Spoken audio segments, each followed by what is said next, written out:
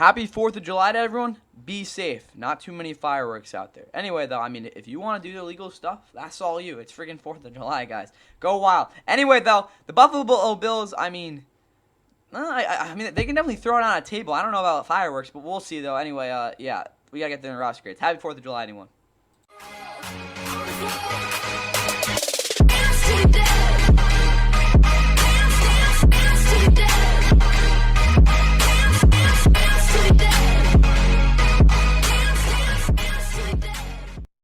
And with that, what is going on, guys? Welcome back to the Fun. Please like and subscribe. Hope you guys enjoy the Buffalo Bills 25 roster grades. And if you are pressed about the title of this, well, you should be, because again, the Bills haven't really been able to get over the hump against the Chiefs. I mean, at least, hey, they made the AFC Championship last year, so I guess it's been better than the past couple years. But still, they can't beat the Chiefs. Everyone knows about that. Again, you can really talk about it any way you want. But until they do beat the Chiefs, they're kind of going to be in the same place. It's going to be the same narrative. With that said, though, they did do a good amount of things this offseason that are going to be worthwhile to talk about, as well, again, they're grading this roster. But overall, there's some decent continuity as well, so maybe it'll tick up anyway, though. If you have not watched previous roster grades on other teams, I do suggest go watching the Aura Farm, which is the Titans, what is called roster grades, because that is the first one I go in depth into how we do this. But if we're going to go through a quick nutshell sort of explanation, we got a point value for each position that I will grade. It'll be a letter grade corresponding to whatever the weight is times whatever the multiplier for the letter grade is. You take that, you put it in a point value, that amounts to an offense and a defense total points. Again, you just add them up. It's very simple. And then you got these other three grades that I'll use. After we add all those up, you'll get a total roster grade that you... There we go. That'll amount in one of these ranges, and once that happens, yeah, it'll be there. And usually, most of the time, I might change it, but most of the time, it does fall in that range, unless it's on the high or low end. And then again, each what is it called, side of the ball also has these ranges as well. With that said, though, 234 points is the average. I don't think the Bills will be anywhere close to this. Maybe they will be. Who knows? That's all I got on that, though. Again, if you wanted the in-depth, again, just go watch Aura Farm, which is the Titans one, because it is the first one. And yeah, let's get into the. I'm going to be very quick, but let's see what the Bills quarterback situation is looking like. All right, I'm going to try to be pretty short and sweet on this one. Again, Josh Allen's the second best quarterback in football. There's really nothing else to talk about. He won his first MVP last year. Whether that was warranted or not, I mean, it was, because he had an MVP caliber season. Had his best season in terms of turnover rate ever. Only 6 interceptions. He'd thrown 14 plus the previous 3 seasons. Maybe he hasn't come in terms of the touchdown production to what he had, again, in these 3 years, but it really doesn't matter because he wasn't turning over the football. He had his best year of his career, and he also ran the ball really well with 12 rushing touchdowns. It's pretty simple to say. Josh Allen can do it all. Again, the offseason short kind of tells you that. He's still number 2, though, overall, even though he has the best arm in NFL history and all that things. Yeah, Josh Allen, he's the best quarterback in football. It's crazy to think that, 2014, he had no offers outside of Wyoming. That's just insane. Anyway, though, their backup quarterback is Mitchell Trubisky, who, again, has been a backup for them a couple of times. He had his first stint in 2021 where he didn't get much action. Then he went for the Steelers for a couple of years, was a pretty bad starter. And then, again, he came back here last year and was a decent backup. If you don't know who Mitch Trubisky was, again, he was drafted before Patrick Mahomes, and everyone knows about it. The Bears traded up for him and all that. And, again, he was a bust. He had a pretty promising 2018 season where, again, they went 12-4. We'll talk a lot more about the Bears when we get into their roster grades, obviously. But he looked pretty promising that year. He had a very not impressive and bad 2019. 2020, I mean, he got benched and stuff, but I guess he had a good second half. Anyway, it really doesn't matter. Mitch Trubisky's a decent backup quarterback. He's got some mobility, but yeah, he's not the greatest quarterback in the world. Mike White, again, if you don't know, back Halloween 2021, he's a legend for that. But outside of that, I mean, he hasn't really done much in the league. Shane Buechele, again, I think he won a Super Bowl with the Chiefs or something like that. But what you need to know with the Bills quarterback situation is nothing, because it's Josh Allen. He's the best. He's the most valuable player in the entire NFL to their team. It's not even close. That's going to be 15, again, A++. Again, I give that to the best quarterbacks. You might even get A+++ for Mahomes. But that's going to be, and don't call it glazing. It's the simple truth about it, guys. That's going to be 66 points. No, I think we'll give it 65. Because, like, at some point, like, how much better these rosters are? A++. Yeah, that's 65, right? There we go. All right, time for running back. And this is a running back room that is the exact same as last year. The good news is James Cook had a better season than he had in 2020 or 2022. Yeah, 2023. Yeah, in terms of the actual like usage, it might have went down a little bit. But as a receiver, I actually think he was more effective last year, despite maybe not having the same target share. Had 16 touchdowns, 18 total, which again is a little bit skewed because a lot of those were red zone sort of carries and stuff. Or not red zone, goal line carries. But still, I'd say like at least 6 of his touchdowns were longer ones. He has really good explosiveness for, again, I wouldn't say really good, underrated explosiveness. And it's crazy to think that Dalvin Cook, people Dalvin Cook's out of the league, and he's, again, considered a very good running back at this point. Is he an elite one? No, not by any means, but he's definitely a quality guy, and a lot of teams would like him to be their number one. Ray Davis is a really solid backup, very sneaky player. He's got very good decisiveness. He can break tackles somewhat well. Yeah, only 3.9 yards per carry as a rookie, but I think a lot of carries were either dump-offs and just not great. And again, you look at the Week 18 stats he got.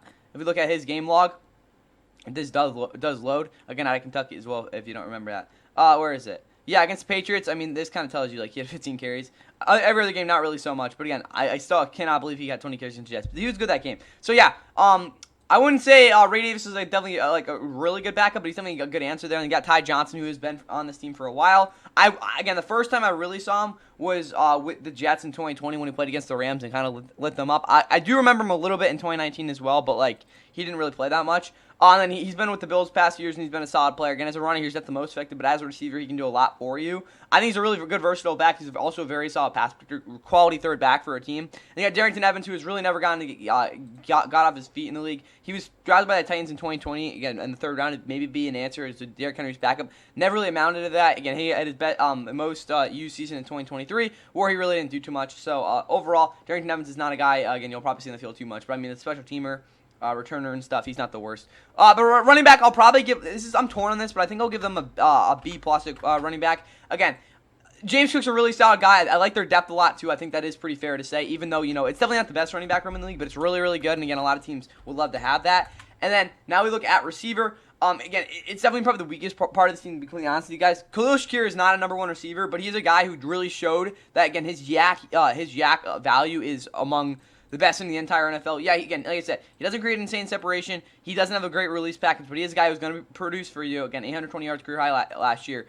Again, with his yak value, like yards after catch value, running with the football, very, very good there. But outside of that, I mean, like, is he really a number one? Absolutely not. Keon Coleman probably has the best potential out of all these guys to be a number one receiver, but I don't really think he'll ever be able to do that because, as we saw last year, the separation, like, kind of was what we expected. But again, as a big play threat, again, he was, I wouldn't even say 17. Somewhere like that. In terms of yards per catch, he had 560 yards last year. Again, I think it was a pretty decent rookie year. Again, a lot of challenges in a lot of ways, but as a jump ball guy, a guy who's still improving on his route running and his release, I think he's definitely a guy who could turn into, again, a solid player for them. Again, he's not an elite receiver. I mean, he's not. I don't think he'll ever be a number one guy, but again, he does have that potential. I will say that. But again, I don't really know what's going to happen with, how again, he's not going to really be a guy who's going to create too much separation. But coming to the league, he wasn't going to be the fastest guy, but again, that downfield threat, again, he's showing us some explosiveness, so that is good. Joshua Palmer, he's the only guy in this receiving room, again, I guess you could call Khalil Shakir a receiver, but who really got number one receiving targets in 2022. He was that guy for the Chargers for a lot of the year with Keenan Allen and Mike Williams not really being healthy. 2023 struggled with injuries, didn't have his greatest season last year with the Chargers. He did a lot of good things. Again, he really showed that he can be that downfield threat, which I really think is what he's best fit to be in the league. Kind of like Khalil Shakir in the way that, again, he can be a yak threat as well, but I think he's a little bit more of a developed route runner. Maybe not to, like, the precision is, what is it called, Khalil Shakir, but again, I think he has a little bit more of a route tree just because of, again, his size and his speed. So, again, really solid first year guys. None of these guys are really considered number one receivers, though. That's probably the best thing I could say. They'd all be great number threes. I think Keon Coleman, like I said, probably has the most potential here, but again, as a number two, you could definitely work with all these guys. Elijah Moore, kind of a dud season last year with the Browns overall, but again, he's been pretty consistent throughout his career in terms of yardage. Yeah, 2022 was kind of a rough year overall for him, but again, pretty consistent with the yardage past couple years. Again, considering the Browns had a very bad quarterback situation last year, you can't be pretty mad for him. Again, as a dead slot guy, very, very good. Again, he does actually create some decent separation. Outside of that, though, again, he's kind of a third receiver at best, and this is not a bad position for him at all. Curtis Samuel, it was not good last year, really, whatsoever. Again, he's a guy who you're really expecting, catch the ball underneath, make plays like that, maybe create a little bit of separation here and there, but he really didn't do that at all last year. Again, he had that big wild card game, but outside of that, really didn't do too much. Again, he had back-to-back solid seasons with the Commanders. I'd like to see them utilize him a little bit more as a runner and try to put some variance in this offense because, again, he's a guy who could definitely do some stuff, but he wasn't a good player last year. Laviska Shenault's a bum. Again, I like that they're going all these guys can create, yak yardage outside of, obviously, Keon Coleman. Caden Prather's an interesting guy. I think he might get a shot to play. Jalen Virgil, KJ Hamler, again, KJ Hamler, really talented, really fast player. Again, the injuries have held him back, and I don't really think he's done too much to prove himself the past couple of years. But I think he's a guy who could, again, he'll probably have to fight and make his roster, but he can definitely do it. Jalen Virgil, I don't think is, again, he's also got some pretty good speed. But Caden Prather, I think is the last guy. Again, I really think that he would make a big impact this year. I don't love him, but I will say he's a decent route runner, so we'll see how that works out there. But a receiver, I'll probably give them a C+. great depth, but they just don't have a number one receiver, so I don't know how much better I could give them there. But I like a lot of the options they have, and Josh Allen's going to make do with it. So, again, it's a pretty solid receiving room overall, considering how many answers they have, but it's just not a very good group overall when considering, again, they don't really have a number one guy, and you could argue they don't even have a number two. So that's what I'll say. But, yeah, Khalil Shakir, I think he's proven himself as a guy, he'll be a good receiver for you. Tight end, it's definitely pretty disappointing here. Dawson Knox, I think, is, again, solid player. I don't really know if he's a true starting tight end, though, because outside of 2022 is probably his best year overall. Since then, again, he's kind of gotten like a little bit of a backup sort of role, and even then, like he has struggled to be like a sort of like reliable target. And also, again, as a blocker, he's never going to be the best. I will say he's definitely got the like tools for it though. Dalton Cade had a massively disappointing year. I think I overrated him a lot because 2023, yeah, he put up decent numbers, but again, probably could have done a lot better. Last year, he was just not good at all. Very disappointing so far in his career. Again, for the 15th pick, a guy I'm like, this guy should be a beast. Has not shown that, and also his blocking needs some work. Jackson Howes, I mean, maybe he'll be good, but I really can't tell you anything more than that because like he's just not the most ready tight end right now. Reggie Gilliam might be better than these guys. I don't know. I'll give him a C at tight end. That might seem really harsh, but like Dalton Cade was putrid last year. Dawson Knox, I'm not really confident. I think he's a decent player, but like you haven't really seen, he hasn't really been a great player last few years. And then the backup, again, the other guys aren't really going to do too much. So I guess the C+ would be a little bit more fair, but I'm just not the biggest fan of this tight end room right now. They got to play a lot better. They just underperformed a lot last year. 10 points, though. Let's look at this offensive line before we figure out what this offense has in terms of their overall grade. O-line, again, this is definitely a group that a lot of people would be very happy to have. Deion Dawkins is really, I'd probably say maturated into a very, very, very high-end tackle. You could even argue he's a franchise player. I think he's getting older, but again, the past couple of years, he's been a lockdown pass blocker. Again, you're not getting around him. Yeah, as a run blocker, he's never been the most dominant, but you're not going to really want that. Again, he's just a franchise player. I would say he's like, what is it called? Jake Matthews, but he's really not. Again, he's just a phenomenal player, top 10, top 5 at the position.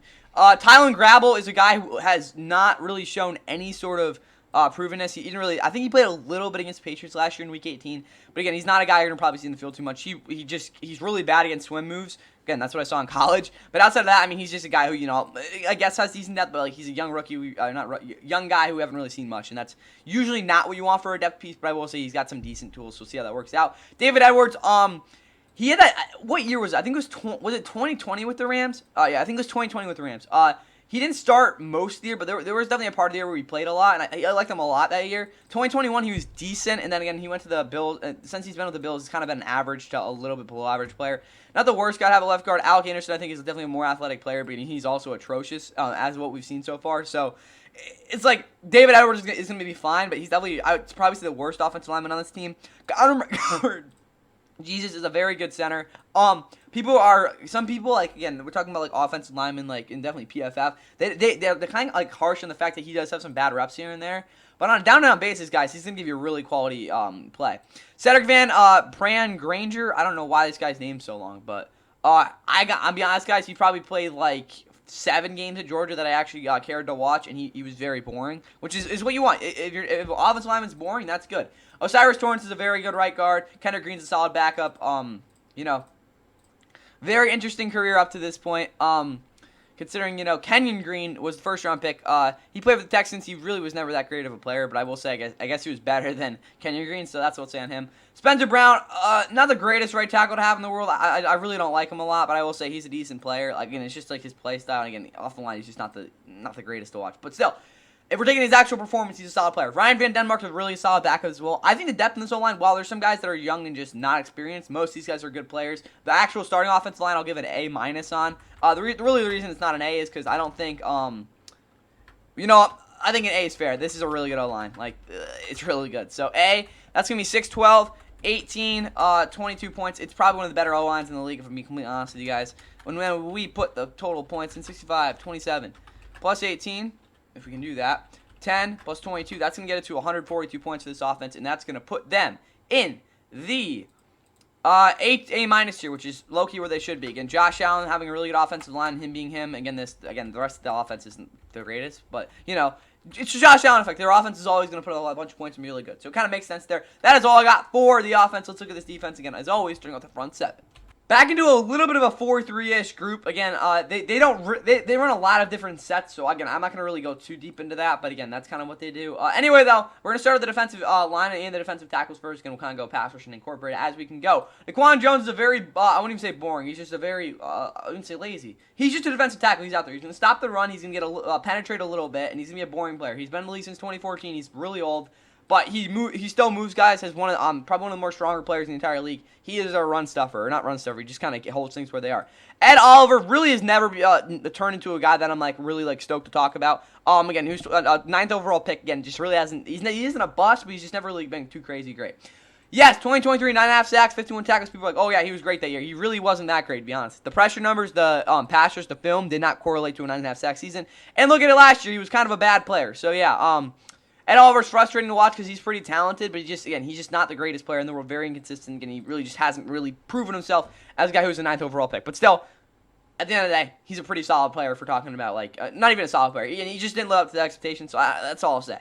Deone Walker, again, out of Kentucky, I'm be honest, he's not a guy that I'm too stoked, I was stoked to evaluate going to the league. He was pretty flawed on film. Again, he's got some good things in terms of his actual potential, but I just don't know if that explosive stuff the line is really going to work out for him because his power move is still not really matured. TJ Sanders, yes, I didn't grade him out too well coming into the league. Again, as a draft pick. Again, he was featured in my defensive lineman video. Go watch it if you want to get an in-depth analysis on him. But the biggest things I saw with him is he is able to use his hands pretty well, as well as, again, kind of influence the leverage, and he also has some pretty good, I don't say manipulation tactics, but he can influence what offensive linemen are going to try to do the next snap, which I think is really advanced for a guy like him. But still, he's still got a lot of work to do. But as these two young depth guys, I think they definitely can turn into maybe something in. I wouldn't say to start over Daquan Jones, but maybe Ed Oliver gets benched. No, I'm joking. He's on a decent contract. Outside of that, though, Dwayne Carter's a guy who got a little bit of playing time last year. Really didn't do much with that. Why is Michael Hoyt get suspended? PEDs? Yeah, what the heck, bro? Michael Hoyt's a freaking beast, guys. Everyone should want him on your team. Yeah, he's not, I won't call him a starting caliber player, but he's going to get a lot of pressure. He's going to impact the play any way he can. So, yeah, Michael Hoyt's a really good depth piece to have. Again, not a starter. I wouldn't have him as a starter, but again, as a guy you want as a depth piece, probably one of the more valuable guys in the league there. Greg Rousseau, true number 1 pass rusher. He's never really been a guy who's completely blown up yet. But again, very, very consistent with his pressure numbers. Again, the production is pretty solid. And again, he's always going to be a guy you're going to get good run defense production out of. Again, because at Miami, he didn't play again after that COVID season. A lot of people concerns about him, but he's definitely turned into a guy that you can definitely rely on there. Joey Bosa has really never been hasn't really been again that elite player, or not even elite player, that Pro Bowl caliber player since probably 2021. That might even be a reach because he wasn't even that great that year. The past few years he's kind of sucked, to be completely honest with you, but he does still have that pedigree, and also he's a guy again. He's got the talent too. So maybe we see a solid Robin sort of season from him. I wouldn't think that because they have other good players, but we'll see.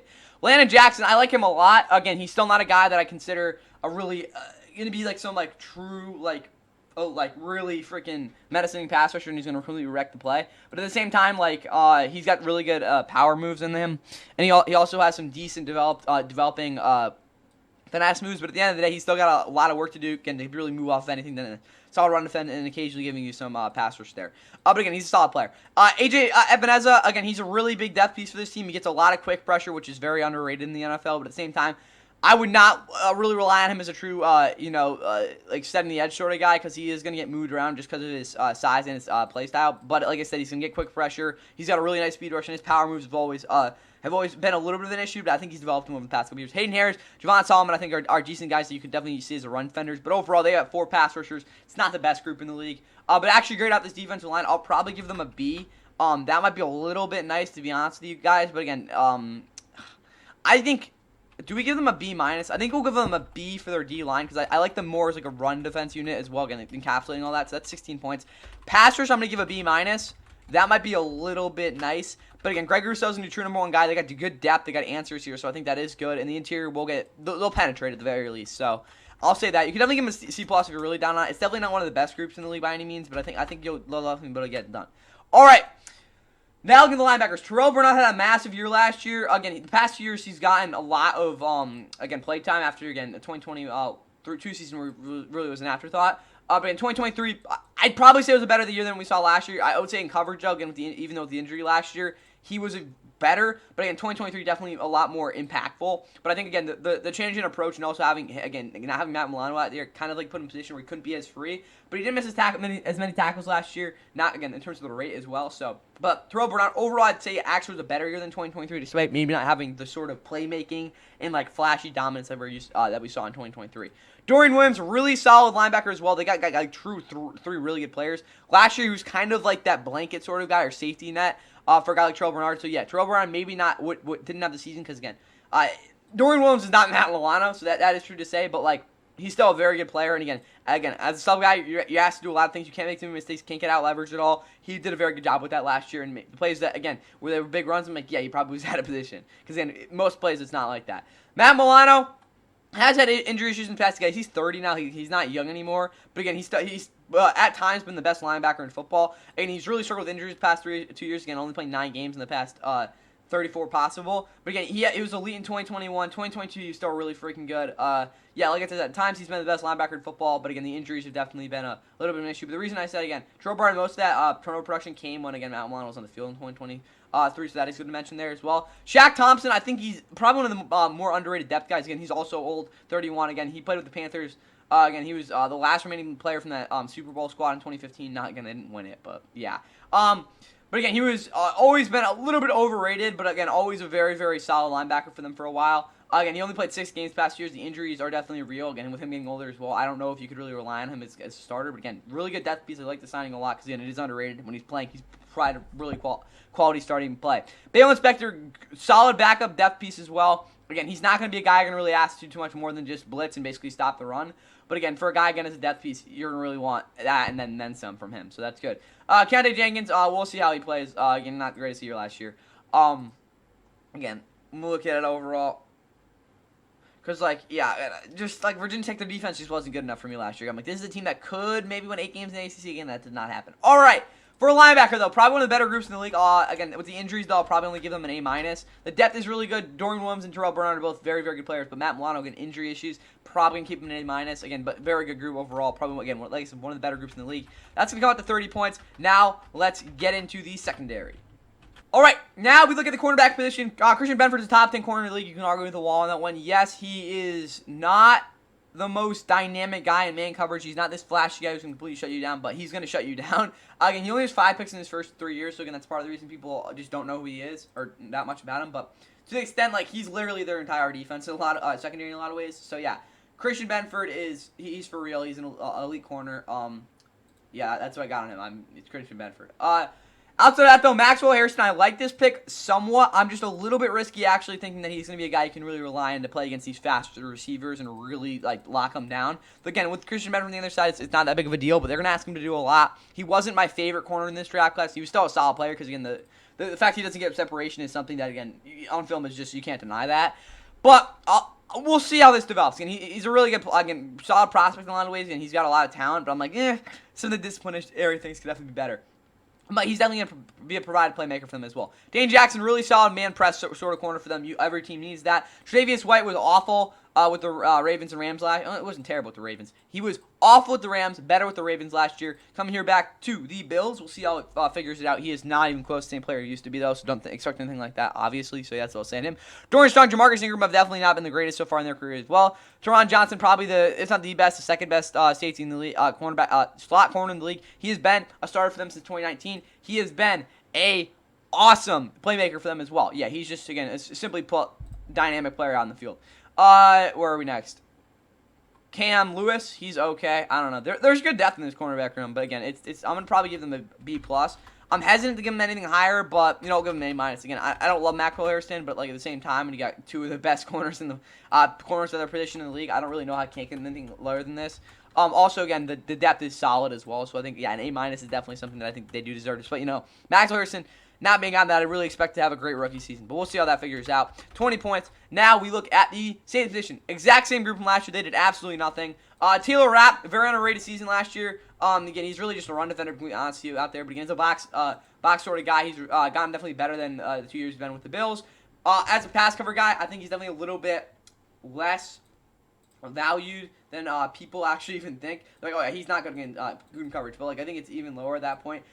There's some people that really like him a lot, and then again, no one who again, there's a lot of people like, oh yeah, it's just Taylor Rapp, but I think last year he was a really good player, so I gotta give him some credit for that. But again, at the same time, I'm not gonna go too crazy because he was still a negative in terms of coverage. And again, until that changes, I really don't know how you say anything other than he's a decent player. Cole Bishop's a decent bat. He had a decent rookie season. I still think he's just not good enough in coverage to consistently put him out there. But again, he was decent as a depth piece, and yeah, we'll see how that works out. DeMar Hamlin, again, he's not fast. That's probably the best way I can put it. But last year, as a guy who wasn't really put in harm's way too much, in terms of again, I wouldn't say getting exposed, but like in a big way, he started this team again. It was I'd probably say overall an average player, despite his moments for sure. But yeah, he's a decent player. Again, we're talking about on the field. Again, you all know about what happened in 2022 and all that. But on the football field, he's a solid player. Or, no, it's average player. There we go. Jordan Hancock, I think he's probably the fastest guy they have at safety, but that really doesn't mean much because he's just not really that effective a player. Again, well, he was decent at Ohio State, but again, he was kind of like second fiddle to a lot of guys in there. So like, we'll see how he turns out. Again, maybe he could start. Derek Forrest, former Commander, could get some playing time, but overall, this is a pretty deep corner safety room. But it's nothing more than I'd probably say a C. You give it a C plus if you wanted to, but like again, like I said, Taylor Rapp is people like him, people don't, like varying on him. And DeMar Hamlin's an average player. I think we'll give him a C plus because there's decent depth and like Taylor Rapp does kind of deserve some credit there. So now 18 points, and then we look at the overall defensive grade. That's gonna be 30 plus 16 plus 28 plus 20 plus 18. That is gonna get us to 112 points. But I think is A minus? Let me think. 6, 12, 18, 20. Yeah, right. That's good. 112 points for this defense. So definitely lower than the offense, but that will put them in the B minus here, which I think is where they fit because they have some solid players overall. But again, there's some positions that could use a little bit of work. With that said, though, time for some other things before the overall roster grade gets worked out. All right, Bills special teams unit. Tyler Bass kicker. They drafted him in 2020. He has been a very good kicker, or not very good. He's been a consistent kicker for them. That's probably the best way to put it. He misses kicks. Doesn't have the biggest. I mean, he hit 61 yards. So I guess he's got a decent leg. But inconsistent is probably the best way to put him for that. But yeah, he's a solid kicker. Again, a lot of teams would like him. Jake Amarda has a massive leg. He's been a great punter for a while now, and maybe the greatest season last year in terms of the inside 20 sort of metrics. Brandon Codrington, I don't really think he's that good. There's people that rave about him being a returner, but like he's just kind of there. Reed Ferguson's not the worst long snapper either, but this Bills special team unit is usually fine. I'll give them a B. It's come out to 3, 6, 8 points, something like that. And then, again, we look at the depth for this team. Quarterback, I'd probably give a C+. And you don't want Mr. Trubisky starting, but he's not the worst. Running back depth, I'd give a B+, or probably at a B- so far. B- receiver depth, I'd give a B+. That's going to probably put us at a B. Yeah, so we're at a B. Tight end depth, I'd give a B. We're still sitting at a B. O-line depth, I'd give a B-. We're still sitting at a B there. D-line depth, I'd also give a B. Sitting at a B.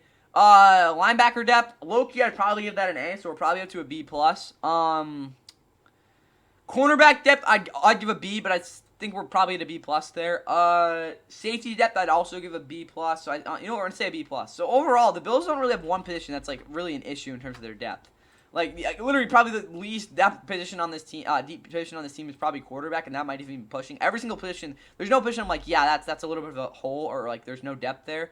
Like, every position, again, receiver, they don't have, like, a true number one. That's probably their only issue. But, yeah, like, I think B+ is fair. So, that's going to be 12, 24, and 36 points. And then, look at the identity of this team. Offensively, again, if Josh Allen, who hasn't missed a game since his rookie year, gets injured, they are going to not have a good season, or they might be mediocre. If Mitch Trubisky's able to do it, we all know if Josh Allen's the entire offense, it's not really that big of a difference. It's an A identity. They know what they are. Defensively, but again, like, I'm probably not an A+, because, if Josh Allen gets hurt, they're cooked. Defensively, they could definitely use some work with things. Again, they have a great, like, really reliable and really great player at every single position. But my worry is that the pass rush won't be able to be productive enough to the point where these safeties are going to be put in a little bit of a more compromised position. But overall, still say they get a B. So, I'm going to be honest, their identity is probably B+, because they know what they're going to do. It's just the fact that they're actually going to beat the Chiefs this year. With that all said, though, let's figure out what the overall offensive, not the offensive grade is. Let's see what this roster grade looks like. All right, 343 points for the offense, for the overall grade. Again, we'll look at the this. Where is it? 343 is going to put them in the A- tier, which I think is pretty fair. They got a really solid roster. Again, the biggest issue with this team is that their tight ends have really underperformed the past few years overall. And again, they don't have a true number one receiver. If they had a true number one receiver, like if they still had Stephon Diggs, for example, or again, if they had a better safety room, they'd be an A-tier team. Because you look at it like the range, yeah, it's a little bit on like the middle end, but like that's really what's holding them back, guys. To be honest with you, again, the quarterback again off the charts, it's gonna help them a lot there as well. But really, guys, yeah, this team might not be where that 2022 roster was going into that season. Like, oh, Von Miller, all that. But guys, Von Miller, he was elite in 2022 before he got injured. Again, they obviously moved on from this offseason, but that is like a sort of thing. Like if they had a guy like that, like did something like that, like to help them out there, that is kind of what would get them to the A tier, which I think is where they were. That's probably their best roster they've had since they went to those 4 Super Bowls with Jim Kelly and Thurman Thomas and all those boys. Bruce Smith, you get that. But still, that's what I think separated them, that 2022 roster. Again, despite, maybe not them getting where they wanted to be. They had a number 1 receiver in Stephon Diggs. They had a guy like, maybe their depth wasn't as good, but I think it was still really solid. Again, they had Von Miller. Those are probably the only 2 guys. Again, Greg Rousseau, I'm not saying that he's not a really good player, but he's not like a top 5, or I wouldn't say Von Miller wasn't a top 5 guy, but he was a superstar. So, but I'm not saying, again, Greg Rousseau, like, awesome. But again, they probably even had more depth in the pass rush as well. So those are probably the big separating. So again, if you're thinking, yeah, why like this? There's really no hole in this team. That is true. But again, there's some positions that were a little bit elevated. So that's all I got on the Bills roster, though. Again, it's very, very good. It's very similar to last year as well, which is good because again, you probably even a little bit better. So very encouraged with Bills roster. The only question is, can they actually beat the Chiefs this year? Anyway, though, here's the end of the next team, and it's very obvious. Here's Blood breaking it inside the 20 and all the way home for the touchdown. It stops to pose for a picture.